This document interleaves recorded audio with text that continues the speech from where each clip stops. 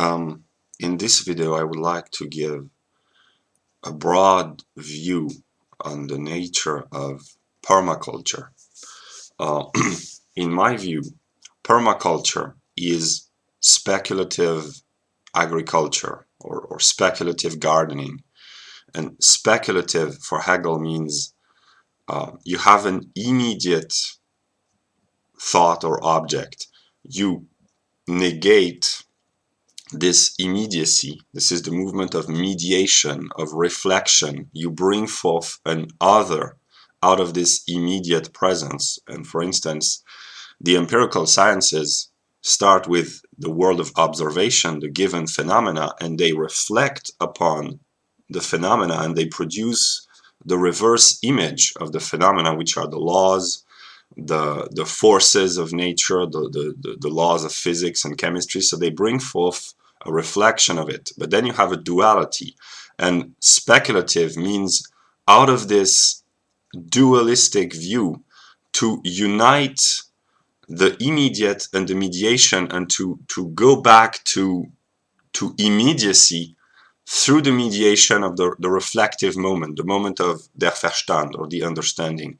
And that's a three-way process, and to grasp something in a speculative fashion means to re-establish identity to self after it has been mediated and separated and differentiated. And only this coming back into the self after the movement of mediation is true speculation. And it will become very illustrated by the movement of permaculture, because those ecological gardeners, so to speak, they often believe that in some distant past age there was a primordial Garden of Eden where food was abundant and man just had to grasp and to take the fruits of nature, and nature in her infinite generosity and abundance gave them all they needed to do. And then came agriculture and the greed of men, and especially Europeans, who started to exploit nature, and they wanted to dominate nature, and they brought forth the work of the negative. That's not how they express it, but that's the broad picture. And modern agriculture is the culmination of destructive relationship to nature with chemicals and the exploitation and the overuse of the natural resources, which bring about an ecological catastrophe. And they say we must return to a more harmonious, a more holistic approach of nature, and they try to implement by practical activity, by an activity of the will, to re-establish the primordial conditions. But what they sometimes don't understand is that the movement of the negative, in this case modern agriculture with all the chemicals, the exploitation, the capitalist greed, and so on and so forth, it must be reincorporated into the bringing forth of a permaculture garden. And they are often leftist, but they're also right-wingers, and I will comment on that. But those who produce a permaculture farm or garden, they use all the data of modern chemistry, modern biology, modern botany, all the scientific knowledge, all the tools produced by modern science, all the technology, all the how should I put it? It's a very intellectual process to have a permaculture garden which is functioning and harmonious and holistic. It takes a tremendous amount of knowledge and intelligence. So the negative moment of modern scientific exploitative view of nature is reincorporated into the purpose of producing this permaculture a garden or farm.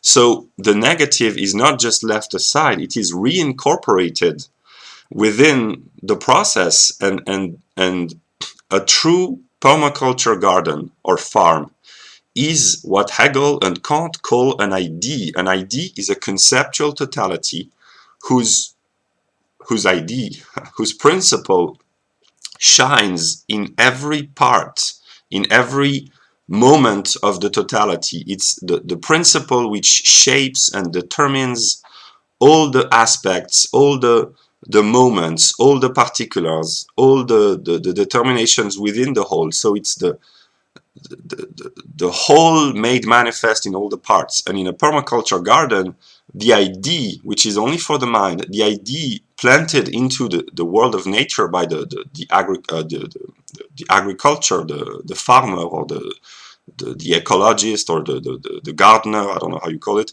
the idea, which is the result of a process of intellectual development of an individual and collective process, is brought forth into a garden. And the idea of the whole, if the permaculture project is consistent, will shine in every part, and the garden will become almost autonomous. The light of the sun will and the rain and the nutrients of the earth will be sufficient to make all the vegetables and the plants and the trees work in harmony and mutually enrich one another and produce food and harmonious beauty. And that's a very speculative consideration of nature.